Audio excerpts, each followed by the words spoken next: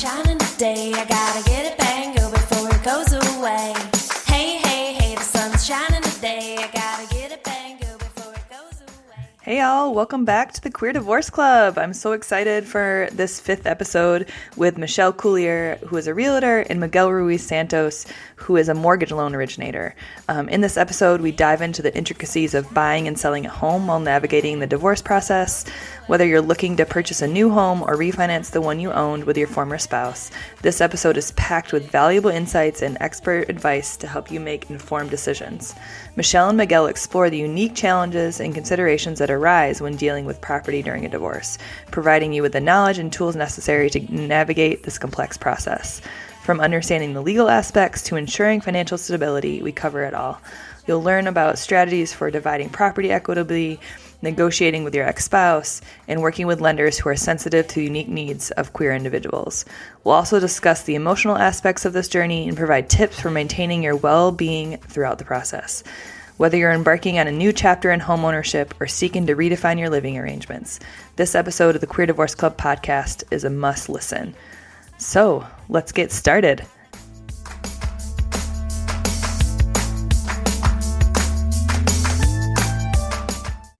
Michelle and Miguel, welcome to the Queer Divorce Club podcast. I'm so excited to have you both today. Thanks for having us. I'm excited to be Thank here. you so much. Thank you. For all of you listeners, we're going to go through and talk about all things real estate and mortgages with divorce. It's one of the biggest portions of the divorce process, the actual process where you're going to live, how you divide your home assets, and that sort of thing. So I'm excited to have Michelle and Miguel here to talk about that and see if we can get some questions answered. Obviously, too, I would like to say, and maybe we'll all mention this too, both of you are from Michigan. So there may be, if you're from other states, there may be some different rules or other things we talk about. We can bring that up, but make sure you're looking at your own rules in your own state and talking to agents there if something comes up for you. All right, I'd like to get started. Just want to hear about what you both do, what areas of expertise you have, and have you worked with individuals who have been going through divorce or are going through divorce in the past? Miguel, do you want to go ahead and start us off? I sure can. Well, first of all, Tara, again, thank you so much for having us. And as Tara mentioned, my name is Miguel Ruiz. I'm a bilingual mortgage loan originator here in the state of Michigan. I do cover other states as well, which we can touch more base on that later on. But the reason why I do what I do and why I love what I do is because I get to meet new people every day. So just being able to see that people are just excited to become homeowners is the reason why I do what I do. So my goal and my focus is always to educate everyone about the importance of being a homeowner, finding the right product, the right solution that fits best their needs. I personally specialize in first-time home buyer programs, secondary programs for people that are secondary homeowners. I also specialize in investments, so people that are looking to invest in new properties, things like that. And I also do quite a few refinance, so people that are looking to debt consolidate, people that are considering about paying other liabilities, downsizing on a home. I kind of specialize in refinances as well. But yeah, that's a little bit of what I do and why I enjoy doing what I do. Thank you. How about you, Michelle? Yeah, so I'm a real estate specialist with BP Realty. We're based in West Michigan. We do serve all over all over Michigan, however. And then as far as what I would consider my area of expertise, kind of along what Miguel was saying, I love working with first-time home buyers because I do kind of think of myself as a teacher. So instead of just like, taking the reins and being like, here's what we're doing, I like to explain why we're doing it that way and what the issues might be if we did it another way. And then also, like Miguel, I am a real estate investor myself, so I take on a lot of investor clients too. And that's pretty fun for me. And then as far as working with people who have gone through or are going through divorce, I have worked with several. Every situation is different, but I would say the main thing that I try to keep in the forefront of my mind when dealing with them is that they are going through a trauma. So trying to be compassionate and serve as a leader who, sets clear direction, compassionate friend, and I would say a realistic guide whatever they kind of need me to be to help keep that situation as stress-free as possible for them. So I think that also means having an open and honest conversation about what they're feeling and needing from me. Mm-hmm. Yeah, that's a good point to bring up, because no matter how people are getting divorced, if it's amicable or not, it's the financial part is stressful, and a home is part of that big stress. And when people are not amicable in the divorce, it's even harder. So it's good to have somebody who can be a neutral agent in that space for you. I know how many agents, Yes, exactly. I know several that end up being therapists for the people on both sides, Yeah. and It feels like that uncredited. Yeah. someday. But that's good. Important to have somebody you trust in the middle there. All right. So let's talk a little bit more about those stressors, about the finances. Miguel, I'd like to start with you and ask you a question about mortgages and home sales and, timing. So if a married couple owns a house together, but they're not yet legally divorced, but they're planning to get divorced, what are their options for selling their home? Can they sell it before or after? Can they refinance before or after? What are all those options? So that is a really good question. Sometimes can be taken in misconception based on media and things like that. But whether you decide to buy, sell your house prior or after the divorce, you do have several options actually. So one of the most easy options is depending on the agreement with the mutual relationship. So if one significant other decides to keep the house, then what you can do is a title change. Basically, it's considered a quit claim. Basically, one person's transferring title interest from a real estate property to the other person. So that's always the easy option, assuming that both parties agree to keep one of the house, and you can, of course, afford the house if you're still paying it. Another option, which is the most popular, is refinancing your house. So refinancing your house gives you a few options. So you can always consider downsizing on a house, as I briefly mentioned, mutual debt consolidation. So to make it easier, less headaches, try to pay off some of those debt consolidations, and sometimes also paying off the other person just to buy them out of the loan. If you decide to keep the house, that's always a great option. And the easiest option that a lot of people consider is just selling their house. Sometimes if there's no mutual agreement, selling your house, putting it in the market can be the easy option around. But regardless of what decision or option you choose, just be mindful as a person going through divorce or potentially thinking about divorce is no matter the option you decide, there has to be mutual signatures throughout the process, whether you decide to refinance, keep the house, or sell. So regardless, just have the mutual conversation of what we're going to do. It requires signatures. Okay. So in the three options, if somebody's going to keep the house, but there's no financial transfers needed, you can do a quit claim deed and take one person's name off the house. Okay. The second option is to refinance. So somebody wants to live there, but you need to move some money around. So take money out of the house and pay off either the other person or, like you said, common debt. Because I think that one thing people forget about when they go through divorce or may not know is that you also share your debt with your person you've been married to. So that's important to remember. And then the third option is to sell the house and share the proceeds based on what your agreement is, correct? Okay. And yes, that is correct. Okay. And in that process, when you're getting to sell, you said you have to have mutual signatures. Do you have to have your full final divorce agreement signed to do that? In some scenarios, you can. If the divorce has already been finalized, you can. Typically, if you're still starting the process, typically it's not required. Most signatures are required when you're listing your house, whether it's to buy a new house or listing a house. There's something called a purchase agreement. So it's basically a contract, whether the listing is selling it to the new buyers. So anyone's name on the title has to be signed on the document as well before we can proceed with the closing. Right. Of the house. And we don't have a title escrow officer here with us, but that would be the third party in this process that would help determine exactly what is needed when you sell, correct? Or refinance. That is correct, yes. Okay. Awesome. Getting to the technical details. I love it. Okay. How would you determine? So say we have two spouses that own a house and one of the spouses wants to leave and buy a house, but they've been married for 10 years. So all of their finances are connected. They're in the home. How do you determine that one individual is qualified outside of the marriage? What things do you look at and what do they need to keep in mind? So what we look at someone that's looking, regardless if it's pre or post divorce, Typically, it's a combination of your credit score as well as your debt to income ratios. The benefit with us is we work with credits as low as 580. There's typical options for low moderate incomes up to 560 or better. But just something to be mindful as a buyer looking to buy after divorce or pre-divorce or whatever the case may be, is the higher your credit score, there's more benefits for you as a buyer. Typically, that means better programs, better products with lower down payment requirements, better interest rate options as well for you as a buyer. And as well, in some cases, you can still qualify for down payment assistance. So a lot of programs here, at least in the state of Michigan, there's a misconception of these programs are for first-time home buyers. Not necessarily. It can be programs that will cover and help people that are looking to buy a new primary residence.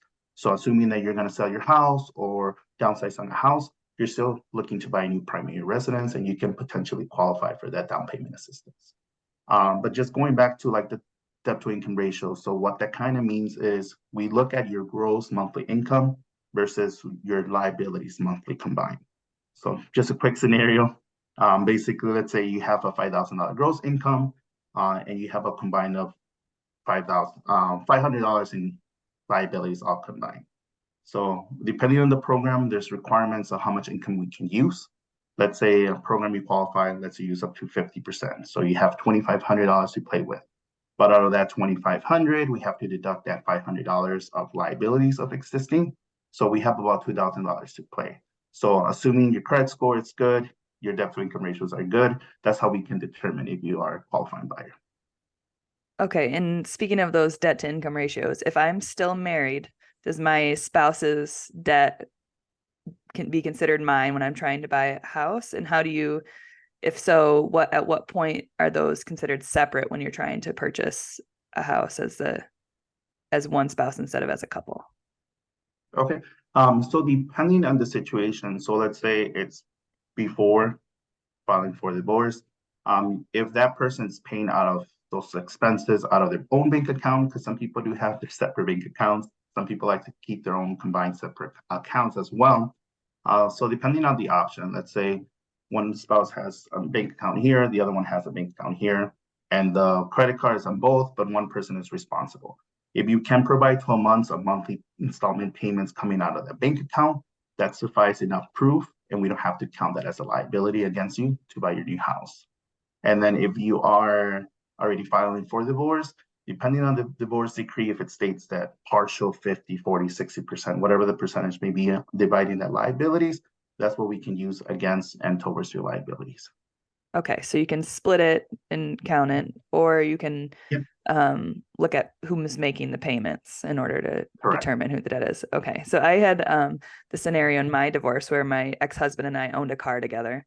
I went to refinance, and even though he got the car in the divorce, his car debt, his loan on the car came up on my statement on my credit score. So if I'm looking at that, if I'm buying a mortgage and he's been paying it for the last year on his own, would that be a scenario where you would take that portion of debt off of my debt to income ratio? That is correct. So as long as you can provide us with 12 months of payments, we can exclude that from your liabilities. Okay. And there could always be, obviously, in the scenarios where you said before, where if you sold your house and paid it off and you paid off all of that debt, things like car payments or credit cards that you shared, then those things would come off before you purchase your next house. Correct. Yes. Correct. Okay. Just getting into the nitty gritty details for those of us who don't speak lender every day. Yeah. Okay. And it can be a lot, but that's the reason why I'm here. So any questions, every little details, that's what I love more. Just covering those little small details that we usually miss makes it easier for people understanding when they're looking to buy, refinance, or sell their home. Okay, perfect. So talk with your lender, or if Miguel is your lender, with Miguel to think about specifically what you need to focus on in your debt to income ratios. Look ahead at what you need to do with your house before you get ready to buy and have all your paperwork in place. I think one of the things I would run into a lot, I used to work in title actually, is that people don't necessarily know what documents they need to have in place first. So it makes sense to me, talk to your lender, talk to your realtor first, have all that stuff in place, then go out and look for a house. Important. All right, let's talk a little bit about the house side, and we'll come back to finances too. Michelle, if you're working with an individual who is about to get divorced and they want to buy a house, how would you get them started in the process? Yeah. So I think first and foremost, make sure they understand all the pros and cons in their particular situation, so that I can help them make a wise decision. There's so many what ifs in everybody's scenario, so it's hard to like just give you a B, C kind of thing. But so sitting down and really understanding all of those intricacies of their particular situation. And then the next step would be to connect them with a competent lender, such as Miguel. He's awesome. And then find out what they can get pre-approved for, because that's going to dictate a lot of our next moves. Okay, when just as we're starting the process now, what are some of the things that if somebody comes to meet with you that they should know about, like maybe their timing of divorce, where they want to live? What are some of the other things you would hope you would ask them about when they first come to meet with you? Yeah, so I'd find out, what as far as like knowing if, where they want to live, like find out what their priorities are. Maybe they've got a really good support system they want to be near. If they have children, is there a certain school district they need to be in? That kind of stuff. So we'll cover all of that, and then help from there can kind of help guide them to, what I think would be a wise choice. That might not be for everyone, but yeah, just kind of feeling out their situation and trying to help guide them through all of it. And I mean, there's all the little details that are in the mix that I like to think I'm very thorough with. So we would sit down for probably a good hour or more and just go through everything to kind of help understand the process, what to expect, and then get, all our ducks in a row, if you will. Okay. Did that answer your question? Yeah, definitely. Definitely. Okay, cool. I'm just thinking about when I've bought my first house, and I went through this process with my ex-husband too. I didn't end up buying on the second round, but he did, and he waited for a little while. So I've had some experience with the process. But one of the things I was thinking about for some people that I run into as they are thinking about as they're getting divorced, one of the things that comes up is like you're resettling, right? You're creating this new life for yourself essentially, because you've been, no matter if you were married for a year or 5 years, you're resetting where you're at. And one of the things I think is most important is where you're going to live. So some people might move into a rental to be temporarily have this home base, and some may want to purchase right away. What advice would you give them? You've already given us a little bit, trying to decide where you want to live based on if you have kids or not, what kind of neighborhood you be in, but what other things might you talk with them about or give them advice on when they're trying to decide where they want to live? Yeah, I guess it would be, you don't have to know everything right now.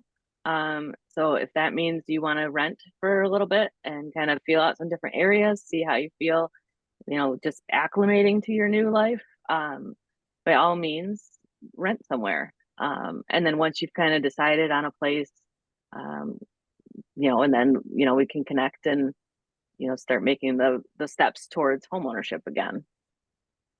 Yeah. On the rental side, Miguel, if you have somebody who decides to rent for 6 months, is there anything they should keep in mind on the renting to home ownership transition, like when their lease is up, or what type of things are considered when you are going to give them, process them for a loan after they've been renting? So overall, the most important thing is while you're waiting to purchase a house is don't run anything through your credit. So don't open any new installments, liabilities. Other than that, just keep working, have a employment with no employment gaps for over 6 months. So as long as you have consistent employment, no new liabilities, once we get that process going, it could make it so much easier for you. Yeah. And new liabilities are like what? Rent, buying a couch on loan, a new car, Yes, so credit cards, all that stuff, right? that is correct. Yeah. So opening any new installments, such as you mentioned, any couches, people get excited when they come to renting a new place or just buying a house, as well as credit cards.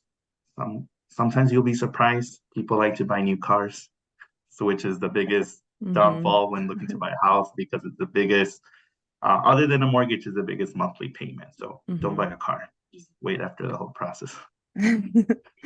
Yes, unless of course you need a car, but then go easy. Don't buy the most beautiful one, most expensive one. The process, right? Okay. Let's talk about the selling side a little bit. So we mentioned this a little bit at the beginning, selling in a divorce can be complicated depending on where you're at. So Michelle, I'd like to hear from you. What are some of the ways that you can make that selling process smooth if you're going to sell between you and your spouse? Yeah. So I always try to help both parties understand, I guess, the goal, like the bigger picture of why we're here and why we're, sitting down and going through all of this. I know it can be very tough on people, very challenging time. So focusing on the why, I think, is huge to keep that big picture goal in mind. But then there's also, the logistical things of we can meet in different rooms, we can do e-signatures so you don't actually have to sit down and look at each other across the table, stuff like that, just kind of help it run as smoothly as possible. Yeah. So if, like, I guess trying to keep the peace between the two individuals. Okay, so if the partners can't be in the same space, there's ways, even when you're closing on the house, you can sign in two separate times if you need to as well. Correct? Yep. Yeah, I've had a few scenarios where spouses actually legally couldn't be in the same room because of various reasons, and so that's important that no matter what through the process, you're able to stay safe in that space. Also, can you talk a little bit about the listing agreement? Is there anything in that people need to make sure when they're setting up for their listing that they feel like they're heard? So say it's contentious and they're trying to make sure that it's both fair. What would you include in the listing agreement, or what do you need at that time? Yeah, the listing agreement's pretty straightforward. We're going to be asking, what items are staying with the house, what items need to be reserved, or kept for the sellers after the sale. There's not really, like, I guess we'd have to agree on, the price that we're going to set. And I can help with that for sure. By looking at, past data and things to kind of help you guys decide, what price point we're going to sell at. And then it's pretty straightforward. The rest of it's kind of mumbo jumbo. But I guess those things that they would have to actually agree on are the purchase price, or the sale price, excuse me. And then what items are staying with the house or being kept. Okay. And what if they don't agree, right? They both have to sign if both individuals are on the deed, both individuals have to sign the listing agreement no matter what, right? So there has to be an agreement in order for the house to be listed. Is that correct? Right. Yes. Yep. So we would have to figure out something. Yeah. So maybe that's an attorney. So, right. So if you're in a space where you may have been in the space before where they can't agree on a listing price, they can't agree on how to sign, that would have to go to the judgment of divorce and be signed and discussed with the attorney if they can't do that before, if they can't feel like they can agree by the time divide the assets. Yeah. Yep. Okay. I like that there's a safety net on both sides, because a lot of divorces, people can come to an agreement, but in those cases where we want to make sure that both sides are safe in the deal. One other thing that's just coming to mind as I'm thinking about it is individuals who maybe just one of their spouses bought the house. So say you're married, both of you are on the deed, but only one's on the mortgage. Is there a difference in how the listing agreement is written if only one person is holding the mortgage, but both people are on the deed, or both still have to sign in that case? Yeah, if they're both on the deed, they both still need to sign.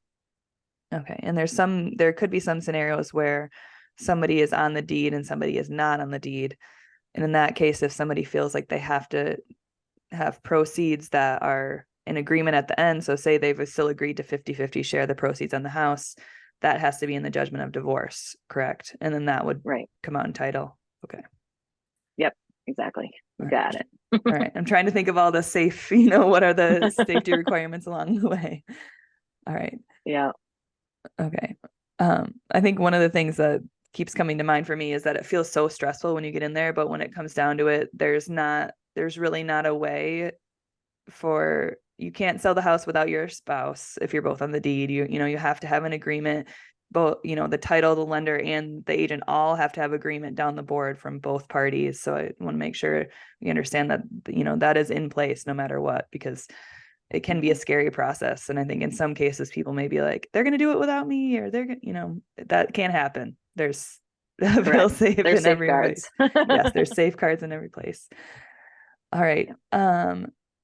Okay, let's talk. We've talked a little bit about some roadblocks, but I'd like to hear from both of you what could be the biggest potential roadblock in home buying or selling process when someone's going through divorce. And Michelle, let's start with you.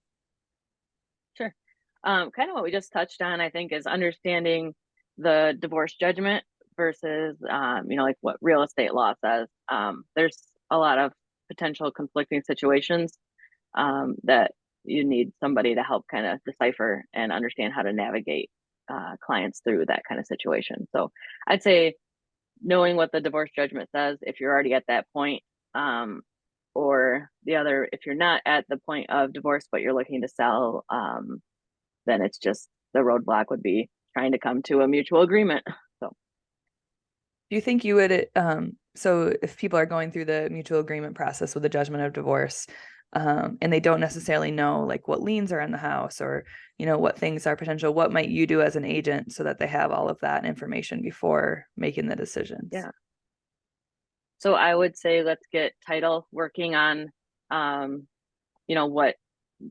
to find out if there's any judgments or liens on the property. So basically that just means if we haven't sold or we're not selling the house yet, but we're going to, we can get preliminary title work done. So they'll look at the house for the past 50 years and find out if there's any judgments or liens or, anything that would prevent you from having what's called clear title. And then we can start navigating through those things and getting it all sorted before we even get to selling.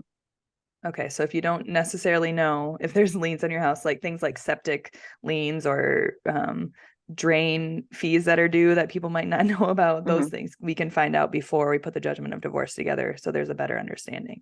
Okay, awesome. Yep. All right, Miguel, what is coming up for you as a potential roadblock that home buyers should be aware of, or sellers? So I have to agree with Michelle. And just to kind of add a little bit on the lending side, I think personally going back to the credit score, typically in most divorces, there's a high chance and potential chance that it will not be a mutual agreement between both parties. So understanding that your credit score can be impacted, regardless whether you do debt consolidation, if you have to split your liabilities, anything when it comes to that, just being mindful of your score, because as I mentioned before, it's one of the two biggest components when trying to get pre-approved for a new mortgage. So just understanding your loan, finding that professional guidance that can help you. And not sure if I mentioned this before, but us personally, we offer like credit repair plans to help you get to the score if needed. So there's always solutions, there's always options, just having the right guidance to help you get there.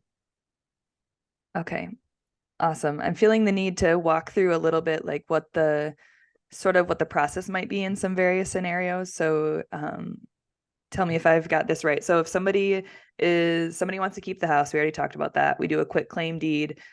The person gets to keep the house. In that scenario, Michelle, you could then start helping them buy a house because they would know they're not taking any money from the house. Their assets would be where they're at. You would get an idea maybe from Miguel what your where you could be, your loan could be, and then you meet with Michelle and see what you can buy, right? That scenario is pretty clear cut.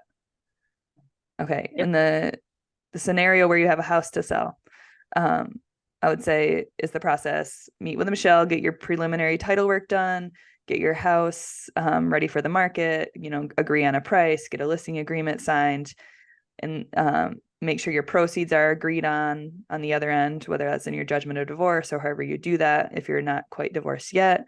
And then you sell the house and then get pre-qualified for where you might want to go next for both partners in that scenario, and then look for the new house. Is that correct? Yes. And if you need to stay in the house after you sell it, for X amount of time before you can buy, we can always do, where you get possession, let's say 60 days after close, or even more, or rent back from your, who would now be your landlord, even though you're living in the house you've lived in. but there's options for that too. So if you're like, I don't want to be kicked out of my house the day I close on it, but I need that money then to go and buy something new, we can make arrangements for that as well. Okay, so there's a time period there where you could potentially wait to actually purchase until you know exactly how much money you have and exactly how you qualify. So that's awesome. Okay, and then the third scenario is a refinance. So say spouse one stays in the house, spouse two refinances. Spouse two should refinance and understand how much they're going to get from the house before they go and get qualified for their own mortgage and look for a new house. Correct? Everybody's nodding their head. Yes. Okay. Yes, correct.